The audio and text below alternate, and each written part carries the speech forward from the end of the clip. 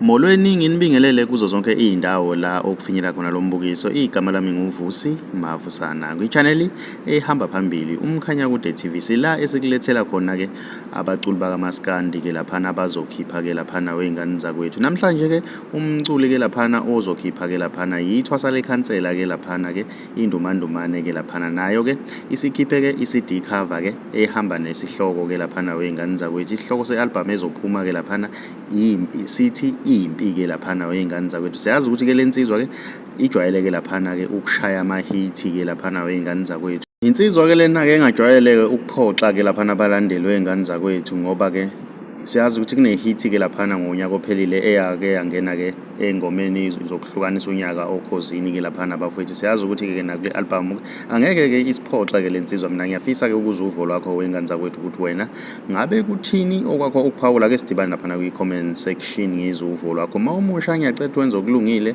ucindezele subscribe ukuze uzohlezi uthola njalo ama-update abaculi ke laphana abazokhipha njengoba ke sibheke ku December. Si-channel siyabonga.